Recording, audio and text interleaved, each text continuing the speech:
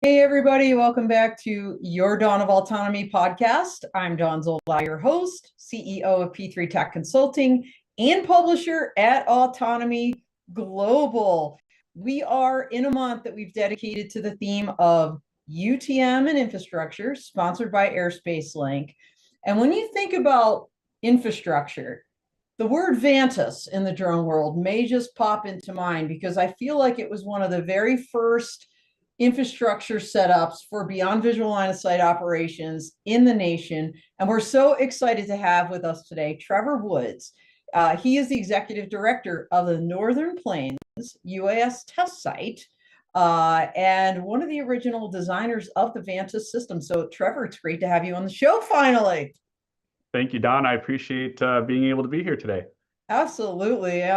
We've worked with Northern Plains for a while. You know, they've been a huge supporter of our Law Tech Connect workshop every year, and again this year in Exponential. So we can't wait to see all you guys there from the North Dakota contingent coming out, in bulk there. And Trevor and I had the fun opportunity just a few months ago, really, at the Tennessee Drone and AAM Symposium to do a little fireside chat, talk about everything happening out there in North Dakota beyond Northern Plains UAS test site. But we're here to talk about the test site today, the infrastructure you've created, and all the amazing things happening out there. Before we do, Trevor, can you just tell people a little bit about your own personal background first? Yeah, certainly. Thanks, Don. Yeah, so as you said, I am the executive director of the Northern Plains UAS test site. Fun fact, I've been part of this organization since even before it was a real thing. Was part of the state team who helped put the proposal together when the test site program was being announced and put out there by the FAA. And so I just happen to be in the right place, right time. I'm a traditional Part 61 pilot holder. I've got my CFI, CFII, and I also had the opportunity to have some hands-on with early drones, UAS, RPAs, whatever they were called at the time. And so really started on the test site side on the operational part of the organization, as well as working with the FAA or the Federal Aviation Administration on all of their regulatory processes. And this was all pre 107, even pre Section 333. This was nothing existed, and we had to just figure it out. And we did. And so, over the course of now, approaching 13 years, I have kind of moved through this organization from the beginning all the way to where we are now.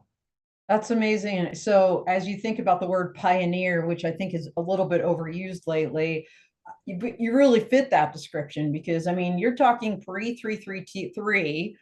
That is really ancient history. And you guys have come such a long way. So, congratulations. And for everybody out there, just to foot stomp this, the Northern Plains UAS test site was one of the original 7 selected, as right, the official FAA test sites. A lot of test sites, I'll do air quotes, have popped up around the country, and that's amazing and great.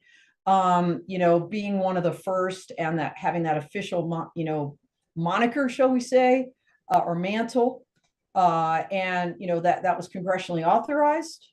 So that makes a difference. I know that gave you guys a huge leg up in terms of getting special authorizations from the FAA and early operations with your clients and customers. So somewhere along the way in this journey, Trevor, you and your colleagues out there decided we need a beyond visual line of sight system. Again, I mean, we're talking pre 333, we're talking pre Part 107, but probably in your brains, you were like, this is all great, but like beyond visual line of sight is where this industry is really going to blossom. So tell us about kind of that origin story for Vantis. Sure. Yeah, it's complex, and I will keep it somewhat abbreviated here. The roots of it really are even pre test site program, and a lot of the technical expertise of unmanned systems, uncrewed systems, were really born out of the University of North Dakota at that time, and they date back all the way to 2005 at their beginnings of UAS. And so there was a lot of research, work with the Department of Defense at the time, and a lot of early work on surveillance systems and radars. And At the time, it was thought that maybe weather radars and other types of radars could be used for air navigation purposes and ground-based sense and avoid. So there was a lot of brain power and thought around this concept at the beginning. When the Yes. test site was established, one of our early partners is none other than General Atomics. And North Dakota was working with General Atomics to help establish another training site for them. And the CEO was up visiting North Dakota, and there was a roundtable with, all the big wigs. I was not one of them at the time, so I was not in the room. But my understanding of how the situation occurred is the CEO asked, well, where's beyond visual line of sight? And our first executive director, Bob Becklin, said, we'll get right on it. And so my predecessor, Nick Flom, called me up because I was the airspace and regulations guy, and went into his office. We shut the door and we just started hammering on this. And that really was kind of the one of the early pieces or components that led to the concept of Vantis. There's a couple others as well, but that was the one that led to us obtaining beyond visual line of sight approval using the digital airport surveillance radar that was located at the Grand Forks Air Force Base. And Don, you and I have a mutual friend there, Tom Sawyer in Grand Sky. And so that's how this relationship started to really evolve, is creating that beyond visual line of sight capability at the Grand Forks Air Force Base, facilitated through the Grand Sky complex. So that's one piece of it.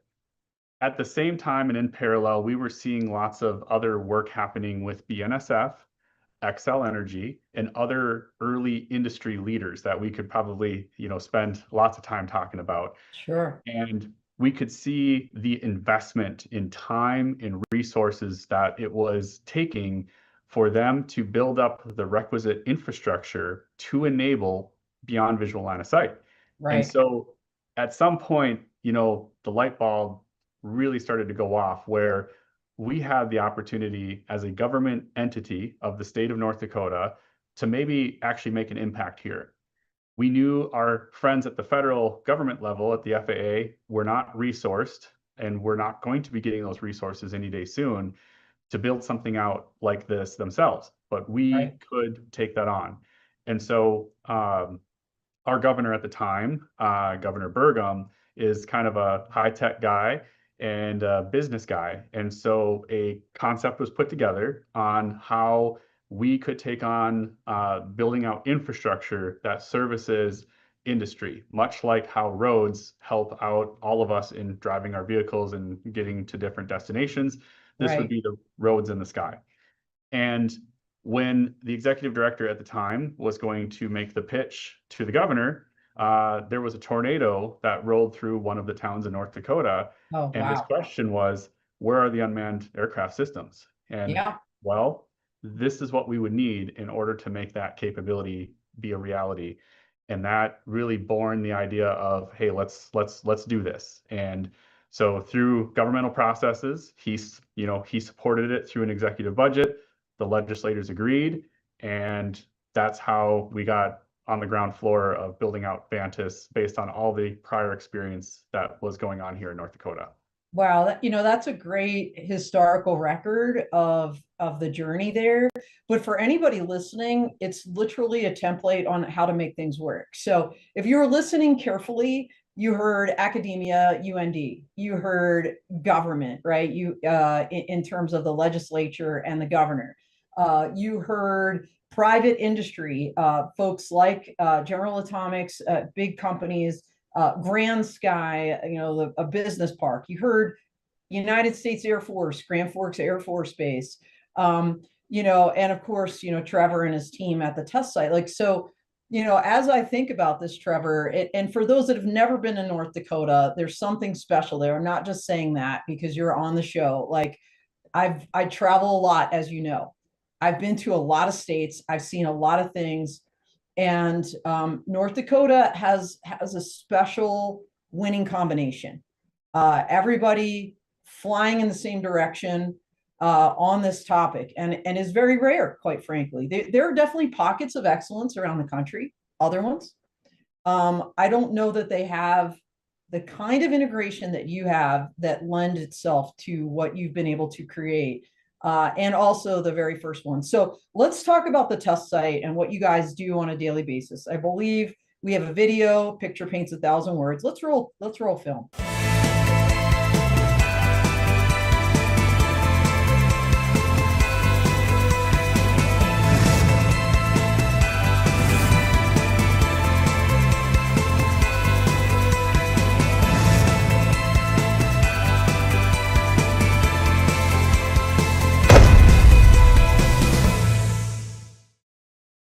All right, excellent. Good visual there. But like in your own words, Trevor, what would you say that happens on a daily basis at the Northern Plains UAS test site? Great question.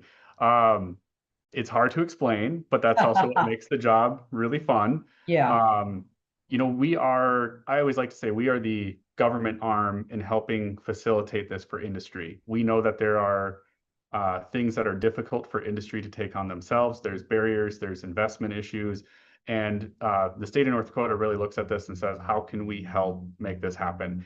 And one of the, I like to say we solve problems really well. That's the most generic way I can say what we do.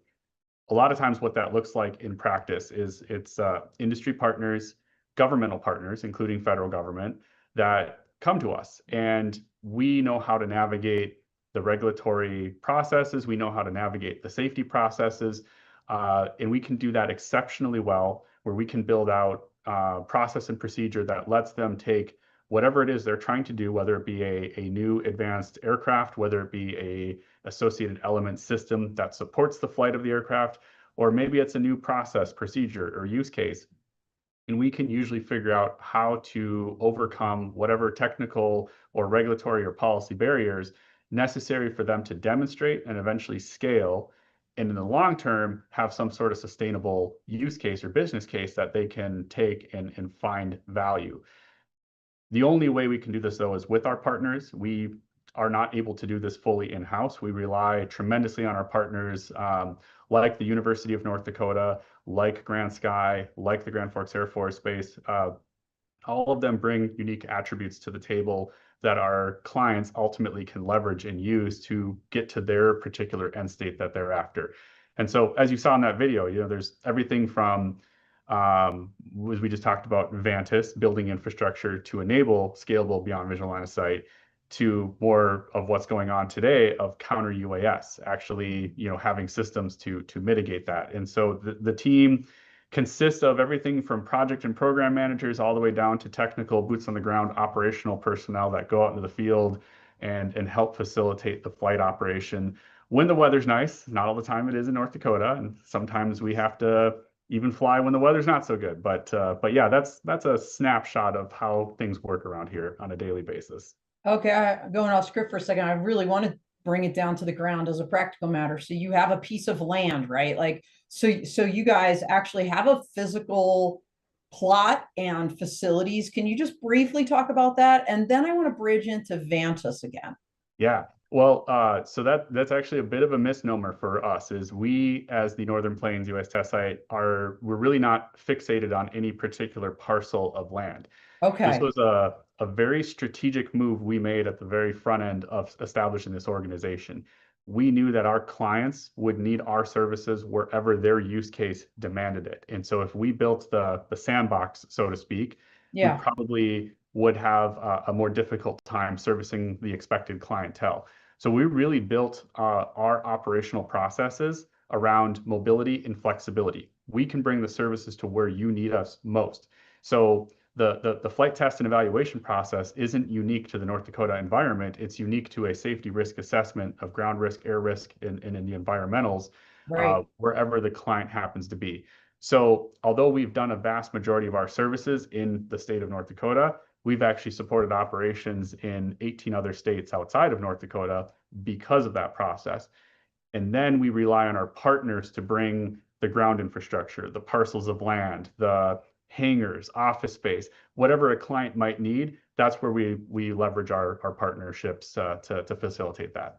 Okay, wow, that I just learned something, Trevor. As many times as I've been out there, I didn't know that. I know at some point you guys kind of planted your flag, if you will, on the Grand Sky campus, right? So like Oh, your yeah. your physical office is there, but in terms of, and you obviously can do work there as well on that campus and with the Air Force and with Tom Sawyer's team.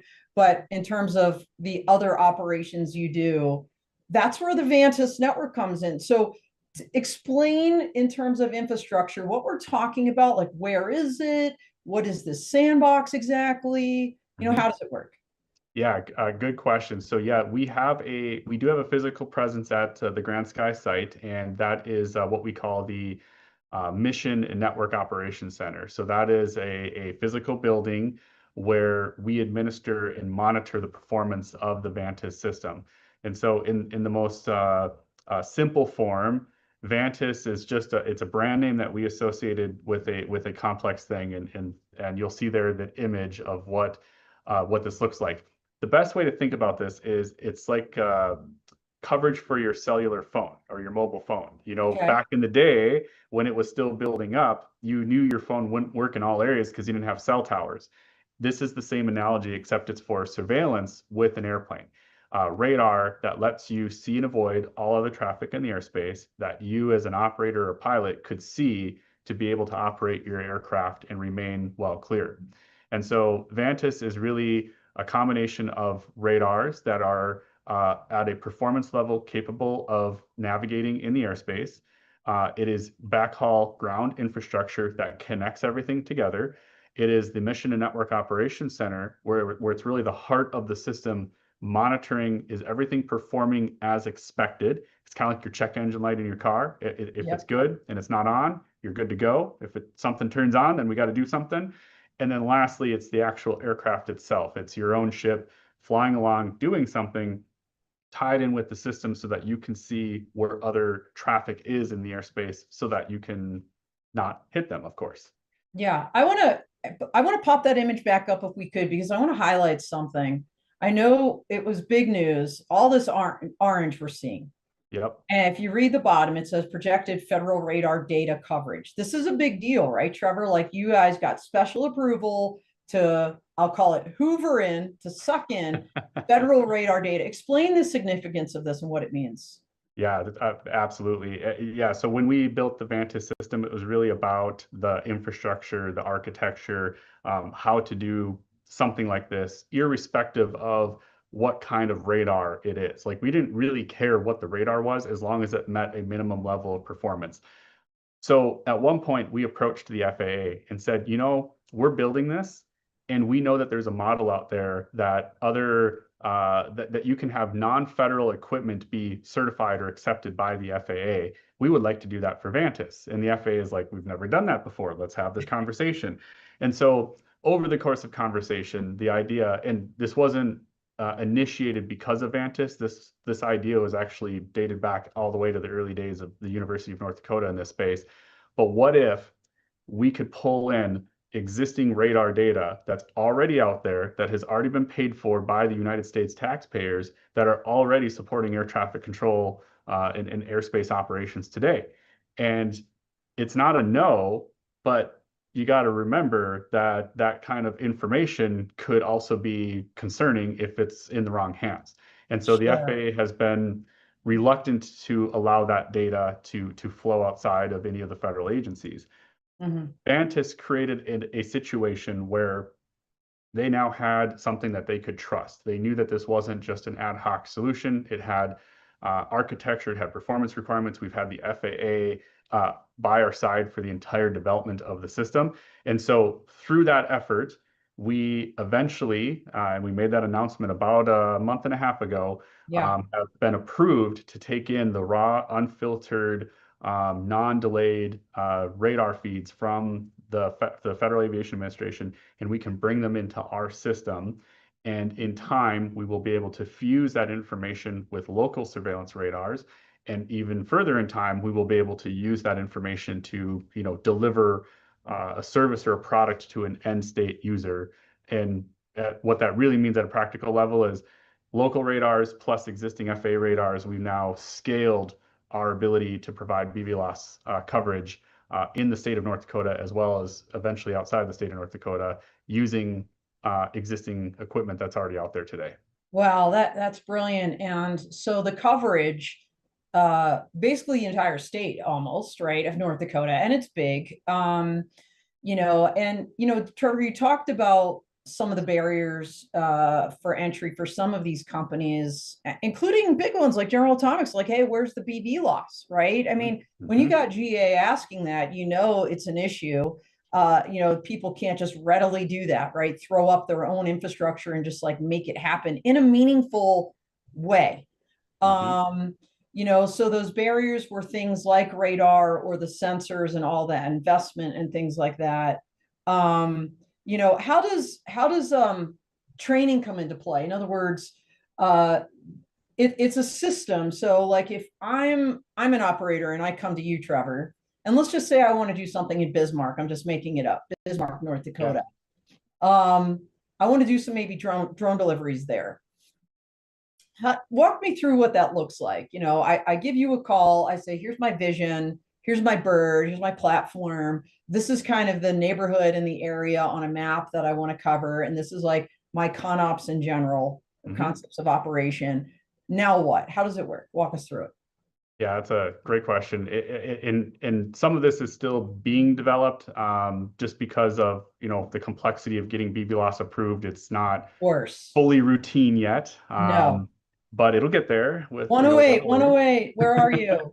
Yep. And 108 references a Part 146 type infrastructure or a third-party service provider. That's exactly what Vantis was really designed with that in mind, is what would it look like to separate the operator from the infrastructure needed to fly. And that's already true in the airspace system today, right? I don't care who and how my VOR was put out there as long as it works. I know I can use that for navigation purposes. So to answer your question though, today, yeah, we would work with you to understand what you're trying to do, to make sure that your ConOps fits within a surveillance volume that already exists. Or if it doesn't, we'd have to have the conversation on what does it take to get a surveillance volume established. And, that's a whole different conversation for another time. But let's make some assumptions that you're good to go.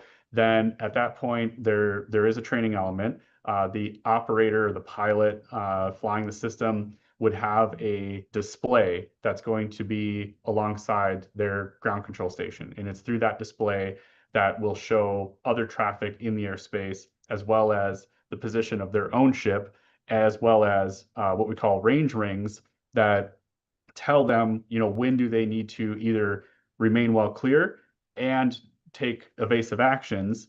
And those rings are all performance based from RTCA DO365, or if at low enough altitude, there's I think an ASTM standard associated with this as well. And so all of that is part of the training package that a pilot would or operator would have to know and understand, like, how does this actually work in practice? And then there's a technical piece where the aircraft has to get connected in to Vantis. And really what it's doing is it's just reporting own ship position data. Here's where I'm at, here's where I'm going. And then I'm going to say this is not fully the concept of UTM, but we'll call it UTM light for now until things develop a little bit more. But there also is a basic level intent volume. Where do I plan to go? Because obviously we don't want flight operations happening that conflict with other flight operations if you can procedurally deconflict that. The reality is that's still on the pilot. That is their responsibility to make sure they're coordinating and remaining well clear. That's not a responsibility of the Vantis system. We had to be very clear about that because the FAA was very clear that they're not approving an air traffic control system. They're approving a system that provides surveillance so that you, Don, as the pilot, could take on the responsibility and liability to navigate your airplane in a safe manner. Got it. All right. So I'm going to get technical here. So technically you guys you're not a UTM. You're more of a USS, a UAS service supplier. Yeah, that's probably a better analogy. I think in time, I'm always a fan of trying to find analogies to describe what we've done here. Yeah. The infrastructure is there to provide the raw data. the state of North Dakota is interested in making sure that that infrastructure exists, kind of like roads exist. Right. But I, as the government, I'm not here to build the gas stations. We let industry build that out and Yeah. service the users on the roads. And I think Vantis, I look at that in a very similar mindset. I care about making sure we have the infrastructure. I'm going to be relying on industry partners to bring the value added service propositions that might be part of that in time, like weather, for example. You know, we Yeah. might need to have a network that connects weather data, but I would rely on industry to do the processing of that weather data. I'm really just I've used the analogy of pipes with water flowing through it. You know, we're letting the water flow, but we're building the pipes to let all that happen. Industry brings the technical solutions to the table. And so the state of North Dakota has, went through a procurement process to bring Thales on to help build out this infrastructure. And then through Thales, they've partnered with other industry providers to bring the display.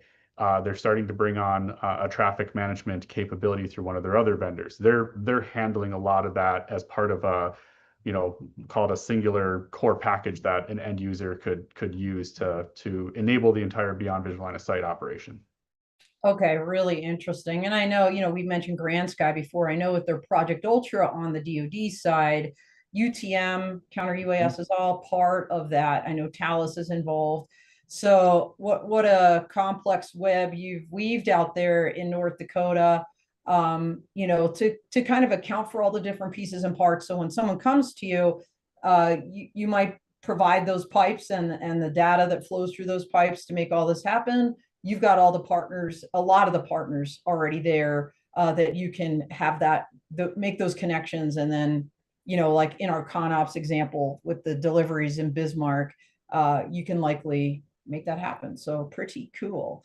All right. So we've kind of briefly talked about what the components of Vantis has, but let's get a little bit granular. You've got some radars, and you may not want to be throwing out company names for proprietary reasons, but can you just kind of give us just like a 30,000 foot view of the pieces and parts of the Vantis network when we talk about like physically and digitally what it means, what Sure. it is? Mm-hmm. Yeah. I'd say, without necessarily describing the radars per se, we really built a system, an architecture that says as long as a piece of technology can meet X standards or Y performance requirements, it would be suitable for use in the system. And those performance requirements weren't just pulled out of thin air. They were all informed through existing work that's either available, by the FAA, industry partners, RTCA, ASTM, NASA. I mean, all of that was referenced for creating these performance requirements. And so a radar system, I think it's, I forgot the FCC part. I know it's part 87. I forgot the exact US code. Yeah, somebody else will figure that out. But that's the code for, or part 87 are the type of radars that need to be met in order to be ingested and used for aeronautical navigation performance reasons. And so there's radars out there that can do that. And that's where we look at the use case and say, what are you trying to do? And do we have the surveillance that can meet your needs? And that's where we lean on industry to say what radars are out there that meet that requirement, and then let's ingest them into the network and fuse it into one display. So yeah, the radar piece is a big part of it. Those radars need to go on towers. And so we have existing towers in the state of North Dakota that are used for other governmental purposes. We could potentially use those. We may rely on commercial towers. I've learned that there's a whole tower business out there that I don't know anything about, but they know how to handle that. From the towers, it actually connects into a state government fiber network that our information and technology division of North Dakota runs and operates. And so this is a fiber ring that's already in the dirt in North Dakota. They can isolate the data on its own network. And then we exit that information at the operations center. And the operations center is really servers, dedicated servers that everything pulls into. And that's where we use the industry partners to bring software that actually does all the data processing, handling. That's really their world. And then, of course, the operations center has big giant screens, because you have to have those in an operations center, course. that kind of show the health and status of all the different components and pieces. And we used to be able to bring people through and show, a lot of do a lot of show and tell of those screens, but with the federal radar data coming into that, we are unable to do that as often anymore. So somewhere out there, we've got a video on YouTube that kind of shows how all the screens work, what they do, how the data flows work, so that people can see conceptually how does it work at a practical level. Yeah. So everybody listening, you can see where this investment was significant, and doing that on your own would almost be probably impossible. And for the states listening, there's your checklist, if you will, on some of the things you're going to need if you want to have a system that's statewide like this, a holistic system that is. So we use the hypothetical case of the drone delivery in Bismarck, Trevor, but you guys have been doing things in reality for a while now, and so I know you have a local operator called iSight that has used Vantis to expand their BVLOS operations. Can you tell us a little bit about that as just kind of like a real world example, a success story that you'd like to discuss? Yeah, absolutely. So yeah, iSight is one of the earliest UAS operating companies out there that I know about, and they've been in existence for also predating Section 333. They were really trying to get into the space early on. There's others out there as well, but they were willing to, I'll say, come along for this ride.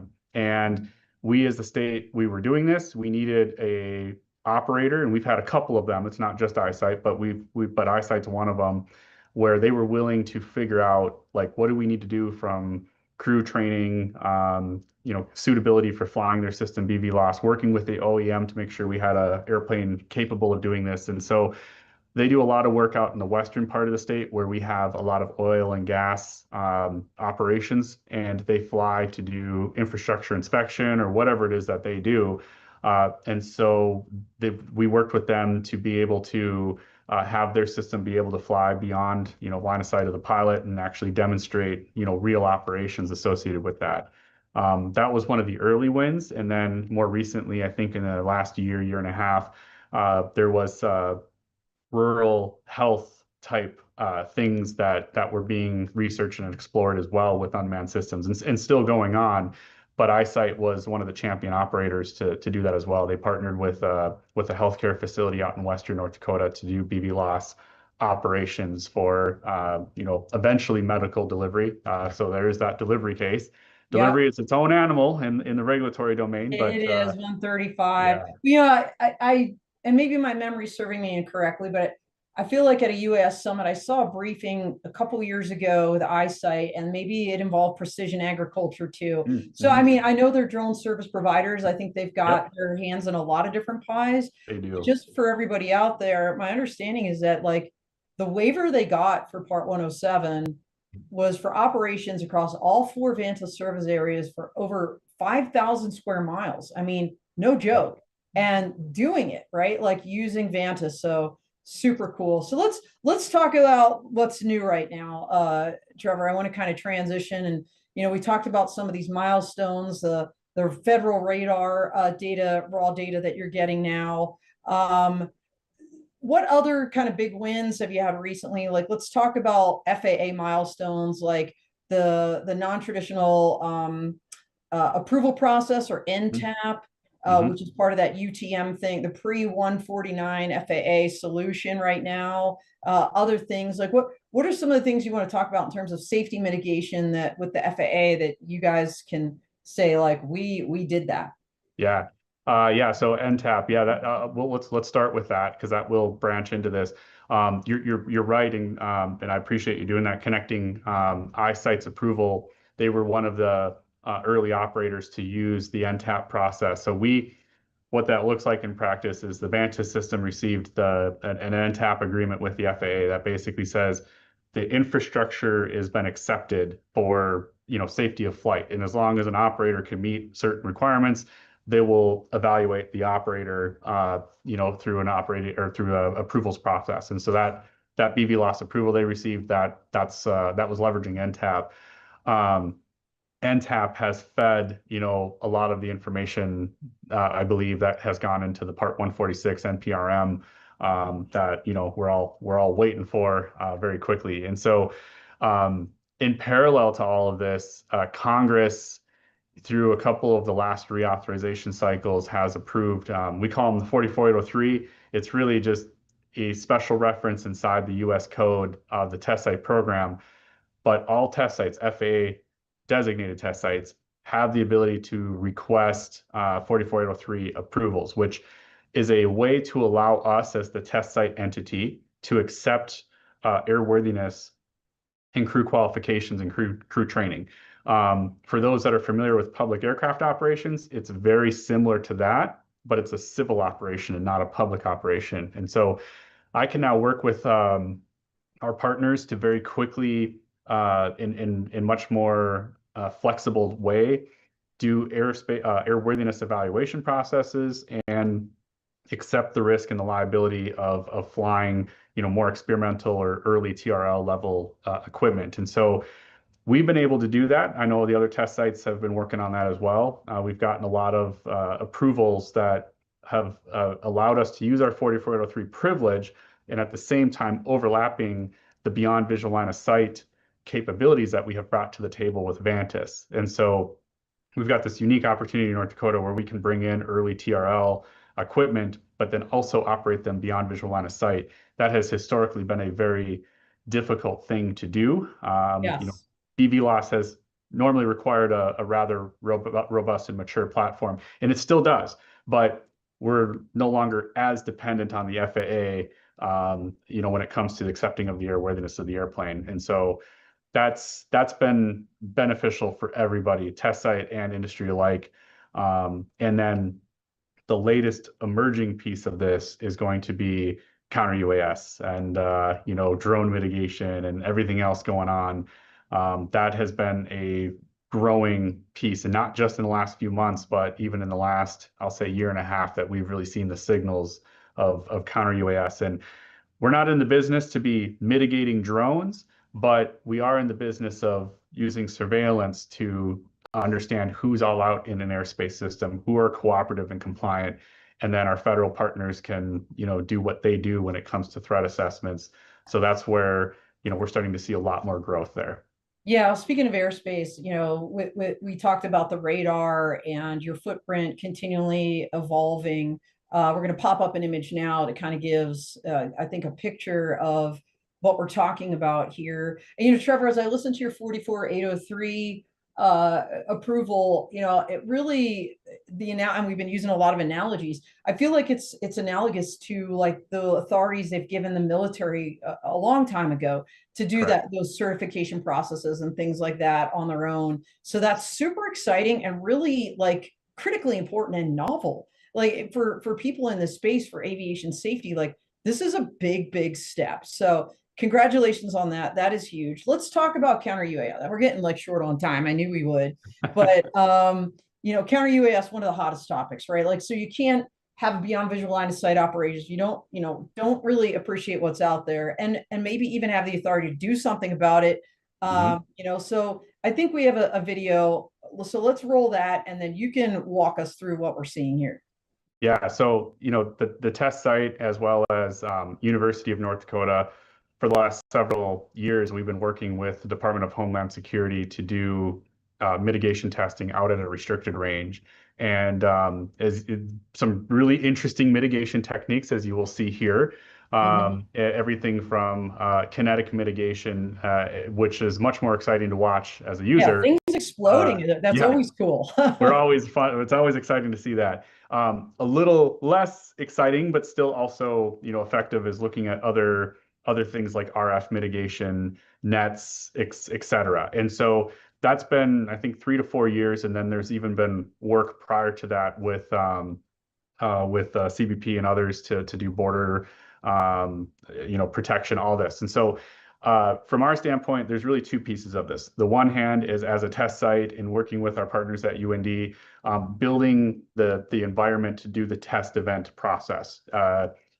we bring in a different vendor who has a piece of technology that they want to validate, and we have our federal friends in DHS and Department of War looking at those and looking at the performance, looking at the fallout. If you take something down, what are all the different particles that come off of it that could also create issues and hazards for us? Sure. And this, everything from nets to lasers. Lasers have been tested out there as well. Wow. Where this can grow and where I'm hoping it grows is that we can start to combine the surveillance picture of Vantis. We have a secure enclave environment with the federal feeds. So being able to have those feeds, secured and available to our federal friends, connect them in with the vendors, but then have a wider picture of what's happening in the airspace. This starts to say, okay, how do we protect critical infrastructure in the United States, whether it be an Air Force base, whether it be a different military base, it doesn't matter. But Right. if they have a mini Vantis surveillance volume around that infrastructure, they now can have visibility as to what's going on in that airspace. Yeah. And then there's other technology and workflows and vendors that are looking at threat assessment that leads to takedown of the drone. And so we're all fascinated over the actual active mitigation, but what must happen before you get to that is critically important before you can ever act upon it. And so that's a space I think is growing significantly. Well, and just as your Vantis system is a system of systems, so would counter UAS be. And what's really exciting, Trevor, of course, we've seen the Safer Skies Act in the last National Defense Authorization Act. And so maybe your local law enforcement are possible stakeholders and end users of the Vantis system for this purpose as well, as they're beyond visual line of sight operations for safety and security, public safety. So wow, what an incredible community out there. And lots of exciting things coming up. Speaking of which, we're getting to the end of the show. So I want to make sure that before we walk away, Trevor, that people that are interested in plugging into the Vantis system, in leveraging your infrastructure or learning more, how do they do that? How do they find you? What's the first step? Yeah, of course, everyone's got to have a website, right? So www.npuasts.com stands for Northern Plains UAS Test Site. We've got our contact information on there. And, I look at us as we're really kind of a front desk of North Dakota. I may not be the entity that services you, but we have a pretty big network, as you've pointed out, Don, on like how this all works. It's very complex. North Dakota has the small state advantage. So we don't have a lot of people in the state. So we happen to know all each other quite well. So if I can't help you, I know somebody else who can. Amazing. So that is great. And any closing comments, Trevor, before we sign off today? Yeah, you said something earlier that I would just emphasize for those listening in. You mentioned the government piece of this, the industry piece of this, the legislators, and I would say that is really a critical takeaway. I could not emphasize that more. We have been very fortunate here in North Dakota. We've been fortunate that our legislators have continued to want to fund this. Our governor administration, our current governor, Governor Armstrong, they continue to be champions at allowing this to happen. Our congressional delegation with Senator Hoeven and Senator Kramer. And so those political forces are a necessity in this space, and not just, for emphasizing political influence, but they're the ones that can stand up and really champion for success and for change and for bringing value to the citizens of North Dakota for here and, for other states. So if they're thinking about this, take that into consideration on how that plays out in your own state. And we're happy to help have that conversation, government to government. Well, and I love that too. This isn't like, hey, this is my rice bowl. We've been successful. We're going to keep it all secret. I mean, you really just gave people a template for success. And I love that your door is open to not just clients and customers to work in North Dakota, but beyond that to help others succeed as well. So thank you, Trevor, for everything that you and your colleagues at the Northern Plains UAS Test Site do for the industry. And it's been a real privilege to have you on the show today. So thank you everybody out there for also watching. It's been quite a journey this month. We've got one more show. I can't believe the month is ending soon. UTM and Infrastructure, sponsored by Airspace Link. We'll be talking to Martin Solutions, and Elroy Air on our final show of the month, talking about the EIPP, switching gears slightly. So exciting month as it comes to a close. Thank you again, Trevor. Thank you, everybody. We are out here.